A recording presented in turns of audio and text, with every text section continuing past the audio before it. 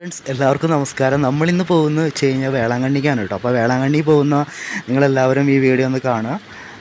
ഞങ്ങളിപ്പോൾ എറണാകുളത്ത് നിന്നാണ് ഇപ്പോൾ വരുന്ന ട്രെയിനിലാണ് കയറിയിരിക്കുന്നത്. അപ്പോൾ എറണാകുളത്ത് നിന്ന് കാരക്കൽ വരെ പോകുന്ന ട്രെയിനിലാണ് കേട്ടോ. അപ്പോൾ ഞങ്ങൾ അങ്കമാലിയിൽ നിന്നാണ് കയറിയത്. ഏകദേശം 11:30 ആയപ്പോഴാണ് ട്രെയിൻ ഇവിടെ എത്തിയത് കേട്ടോ. രാവിലെ ഒരു ഏകദേശം 10:30 10:40 കൂടി ട്രെയിൻ നാഗപട്ടണത്ത് എത്തിച്ചേരും.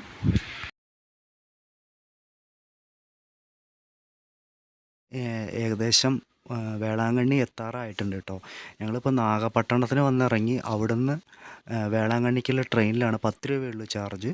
അപ്പോൾ വേളാങ്കണ്ണിക്കുള്ള ട്രെയിനിലാണ് ഇപ്പോൾ ഇരിക്കുന്നത്. അപ്പോൾ നല്ല രസമായിട്ടുള്ള കാഴ്ചകളാണ്. സൈഡിലൊക്കെ നല്ല ഒരുപാട് പനകൾ അങ്ങനെ നിറഞ്ഞു നിൽക്കുന്നുണ്ട്. നമ്മുടെ നാട്ടിലൊക്കെ പനകൾ ഇപ്പോൾ കാണാൻ ഭയങ്കര വിരളാണ്.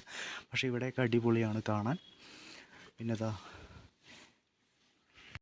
നാഗപട്ടണത്ത് നിന്ന് വേളാങ്കണ്ണിക്ക് ട്രെയിനുണ്ട്. അപ്പോൾ അതിൽ 10 രൂപ കൊടുത്തു കഴിഞ്ഞാൽ നമുക്കിതിൽ കയറി വരാം. പിന്നെ ഇവിടെ ബസ് സർവീസ് ഉണ്ട് കേട്ടോ. മിനി ബസ് സർവീസുകളുണ്ട്. അതിനൊക്കെ ഒരു 50 രൂപ ഒരാൾക്ക് കൊടുക്കണം. അത് ഓട്ടോകളുണ്ട് കേട്ടോ. അതിനൊക്കെ ഒരു 300 350ഒക്കെയാണ് അവർ ചാർജ് പറയുന്നത് കേട്ടോ. അപ്പോൾ വേളാങ്കണ്ണി എത്തിച്ചേർന്നിട്ടുണ്ട്. അപ്പോൾ വേളാങ്കണ്ണി സ്റ്റേഷനിലെത്തി. അപ്പോൾ ഞങ്ങളിവിടെ ഇറങ്ങി. അപ്പോൾ നമ്മളവിടെ ഇറങ്ങിയിട്ട് നമ്മൾ കുറച്ച് നടക്കാനുള്ള ദൂരമുള്ളൂ. ഒരു 400 മീറ്ററൊക്കെ നടക്കാനുള്ള ദൂരമുള്ളൂ. അപ്പോൾ ഞങ്ങൾ നടക്കുകയാണ്.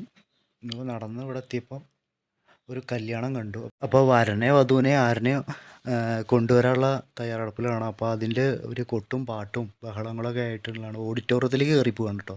ഓഡിറ്റോറിയത്തിൽ കയറി പോണ കാഴ്ചകളാണ്. അപ്പോൾ അത് ജസ്റ്റ് ഒന്ന് എടുത്താണ്. നല്ല രസമുണ്ട് കേട്ടോ കാണാൻ. അപ്പോൾ എല്ലാവരും നേരെ ഓഡിറ്റോറിയത്തിലേക്ക് കയറി പോകുന്നുണ്ട്. ഇത്ര നമുക്ക് എടുക്കാൻ പറ്റുള്ളൂ. അതിൻ്റെ ഉള്ളിലേക്ക് പോയില്ല എന്തായാലും. അപ്പോൾ ഞങ്ങൾ വന്നതെന്ന് വെച്ച് കഴിഞ്ഞാൽ 4 പേരാണ് കേട്ടോ വന്നത്. 4 പേര് വന്നിട്ട് ഇവിടെ വന്നിട്ട് റൂം എടുത്തപ്പോൾ AC റൂമാണ് എടുത്തത്. AC റൂമിനെന്ന് പറയുകയാണെങ്കിൽ അവർ ചാർജ് പറയണമെന്ന് വെച്ച് കഴിഞ്ഞാൽ ഇപ്പോൾ സീസണല്ല, സീസണാകുമ്പോൾ ചാർജ് കൂടും എന്നൊക്കെയാണ് പറയണത്. ഇപ്പോൾ എന്ന് വെച്ച് കഴിഞ്ഞാൽ ചാർജ് 1600 രൂപയാണ്. 1800 പറഞ്ഞു. 1600 രൂപയ്ക്ക് ഞാൻ സമ്മതിച്ചു കേട്ടോ. ഞങ്ങൾ റൂമിലൊക്കെ കയറി ഞങ്ങൾ വിശ്രമിച്ച് ഫുഡൊക്കെ കഴിച്ച് ഞങ്ങളൊരു 4 മണി സമയമായപ്പോൾ ഞങ്ങൾ ബീച്ചിലേക്ക് പോകാൻ തയ്യാറെടുക്കുകയാണ്. അപ്പോൾ ബീച്ചിലേക്ക് പോകുന്ന വഴിക്കുള്ള കാഴ്ചകളൊക്കെയാണ് കേട്ടോ. സൈഡിൽ ഭയങ്കര കച്ചവടക്കാരൊക്കെയാണ്. അത് നല്ല രസമായിട്ടുള്ള ഭയങ്കര വെയിലാണ് കേട്ടോ. വെയിൽ പറഞ്ഞാൽ വെയിൽ സഹിക്കാൻ വയ്യാത്ത വെയിലാണ്. അപ്പോൾ നമുക്ക് ഉച്ചയ്ക്കൊന്നും ഇറങ്ങാൻ പറ്റില്ല. ഉച്ചയ്ക്കൊക്കെ ഫുഡ് കഴിക്കാനൊക്കെ ഇറങ്ങാൻ ഭയങ്കര ഇടങ്ങാറായിരുന്നു. പക്ഷേ ഇവിടെ എത്തിയപ്പോൾ വലിയ കുഴപ്പം തോന്നിയില്ല. ഇവിടെ സൈഡിലൊക്കെ നിറയെ കച്ചവടക്കാരാണ്. അതിലിപ്പോൾ നമുക്ക് എല്ലാ സാധനങ്ങളും ഒരു കഴിക്കാനുള്ള സാധനങ്ങൾ, അതുപോലെ തന്നെ മാങ്ങ ചെത്തിയിട്ട് അതിന് മുളകൊക്കെ ഇട്ട് കൊടുക്കണു. അതുപോലെ ഒരു സ്ഥലത്താണെങ്കിൽ ഇഡ്ഡലി, അതായത് പുട്ട് വേവിച്ച് കൊടുക്കണു, മോരുവെള്ളം കൊടുക്കണു. അപ്പം ഇതെല്ലാ സ്ഥലത്തും വെറും കച്ചവടക്കാരാണ്. ഇത് കച്ചവടക്കാരെല്ലാം ഈ വേളാങ്കണ്ണിക്ക് വരുന്നവരെ ആശ്രയിച്ചിട്ടാണ് ഈ കച്ചവടങ്ങളെല്ലാം ഇവിടെ നടക്കുന്നത്. കുട്ടികളുടെ കളിപ്പാട്ടങ്ങൾ, അങ്ങനെ എല്ലാ സാധനങ്ങളും ഒരുവിധം നമുക്ക് ചെറിയ ബഡ്ജറ്റിലൊക്കെ കിട്ടുന്ന ഒരുപാട് സാധനങ്ങളൊക്കെ ഇവിടെ ഉണ്ട് കേട്ടോ. ഇവിടെ പല സ്ഥലങ്ങളിലും ഇപ്പോൾ ഇവിടെ ലോഡ്ജുകൾ ഇങ്ങനെ കാണാം കേട്ടോ. എവിടെ നോക്കിയാലും നിറയെ ലോഡ്ജുകളാണ്. അപ്പോൾ നമുക്കിവിടെ താമസിക്കാനുള്ള ബുദ്ധിമുട്ടൊന്നും ഉണ്ടാവില്ല. മലയാളീസിനൊക്കെ ഫുഡ് ഉണ്ടാക്കി കഴിക്കാനുള്ള സൗകര്യങ്ങളൊക്കെ ഇവിടെ, അതിനുള്ള വാടകയ്ക്ക് കൊടുക്കേണ്ട, അതുപോലെ തന്നെ പാത്രങ്ങൾ, അങ്ങനെയുള്ള എല്ലാ സംഭവങ്ങളും വാടകയ്ക്ക് കൊടുക്കുന്ന ഒരു ഫെസിലിറ്റീസൊക്കെ ഇവിടെ ഉണ്ട് കേട്ടോ.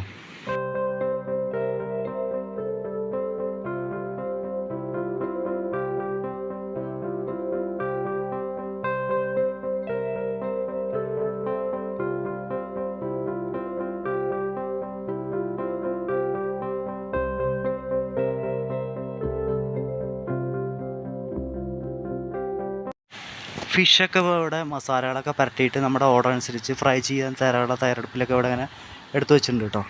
ഇതിൽ ഒരുപാട് കച്ചവടക്കാരുണ്ട്. അതുപോലെ തന്നെ ആളുകൾ നിറയെ വന്നിട്ടുണ്ട്. സൺഡേ കാരണം ഭയങ്കര തിരക്കാണെന്ന് തോന്നുന്നു. അത് അല്ലാത്ത സമയങ്ങളിൽ എങ്ങനെ നമുക്കറിയില്ല.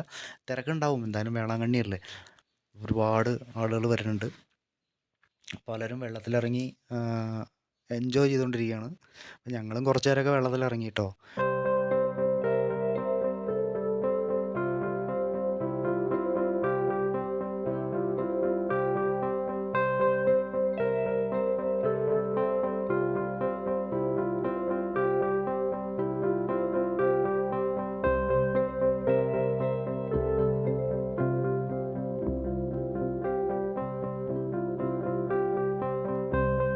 അപ്പോൾ ഏകദേശം ഒരു മണിക്കൂർ 1.5 മണിക്കൂറോളം അവിടെ ചിലവഴിച്ചതിന് ശേഷം ഞങ്ങൾ നേരെ അവിടുന്ന് വിട്ടിട്ട് നേരെ പള്ളിയിലേക്കാണ് പോണത്. പള്ളിയിൽ എത്തിച്ചേർന്നുണ്ട്. അപ്പോൾ ഭയങ്കര തിരക്കുണ്ട് ഇവിടെയൊക്കെ. അപ്പോൾ എല്ലാവരും പള്ളിയിലേക്ക് പോയിട്ട് പ്രാർത്ഥിക്കുന്നൊക്കെ ഉണ്ട്. 16-ാം നൂറ്റാണ്ടിൻ്റെ മധ്യത്തോടു കൂടി ഇവിടെ ഈ ഭക്തി നിലനിൽക്കുന്നുണ്ട്.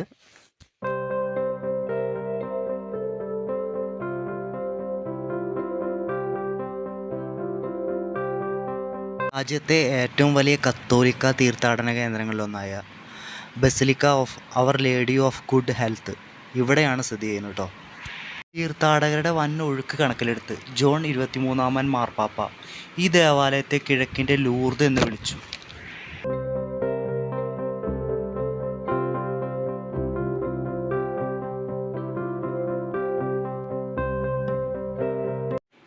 ഈ ദേവാലയം ഇവിടെ സ്ഥാപിക്കപ്പെടാൻ ഇടയായത് 16-ാം നൂറ്റാണ്ടിൽ ഇപ്പോൾ പള്ളി നിൽക്കുന്ന ഈ സ്ഥലത്തും സമീപ പ്രദേശത്തുമുണ്ടായ മാതാവിൻ്റെ ചില ദർശനങ്ങൾ മൂലമാണെന്ന് ഭക്തജനങ്ങൾ വിശ്വസിക്കുന്നു.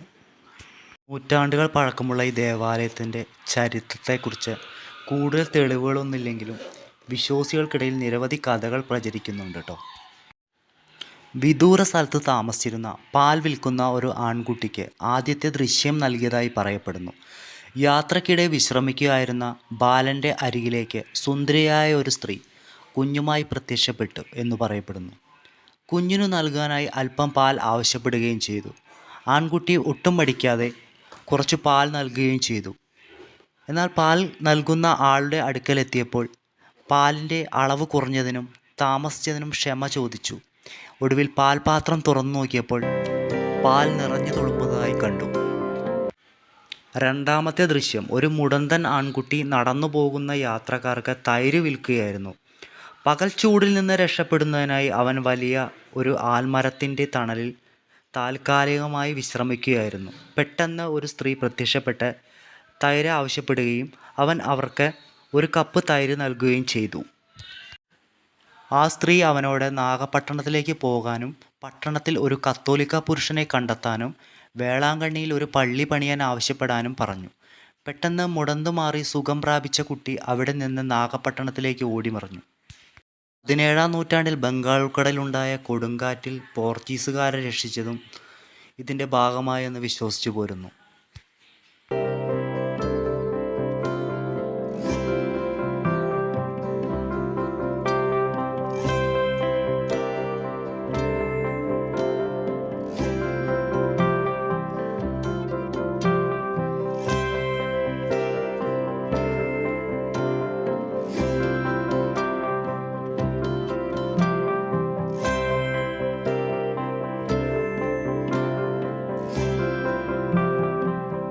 വേളാങ്കണ്ണിയിൽ എത്തിക്കഴിഞ്ഞാൽ നിരവധി ഭക്തർ മുട്ടുകുത്തി പ്രാർത്ഥിച്ച് നീങ്ങുന്നതായി നമുക്ക് കാണാൻ കഴിയും. കന്യാമറിയത്തിൻ്റെ പ്രത്യക്ഷപ്പെടൽ ഓർമ്മയ്ക്കായി ഒരു ഗോതിക് ശൈലിയിലുള്ള ബസിലിക്കയാണ് വേളാങ്കണ്ണിയിൽ നിർമ്മിച്ചിരിക്കുന്നത്. ഇന്ത്യയിലുടനീളമുള്ള തീർത്ഥാടകർക്കുള്ള ഒരു കേന്ദ്രമായും എല്ലാ ക്രിസ്മസ് വേളയിലും ബഹുഭാഷാ പ്രാർത്ഥനകളുടെ സമ്മേളനമായും ബസിലിക്ക അറിയപ്പെടുന്നു.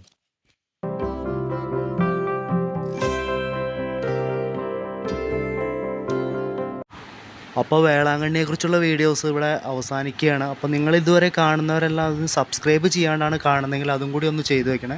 പിന്നെ കൂടാതെ നിങ്ങളുടെ ലൈക്കും കൂടി ആവശ്യമാണ്. അപ്പോൾ പുതിയൊരു വീഡിയോയുമായി വരുന്നതുവരെ എല്ലാവർക്കും നന്ദി, നമസ്കാരം.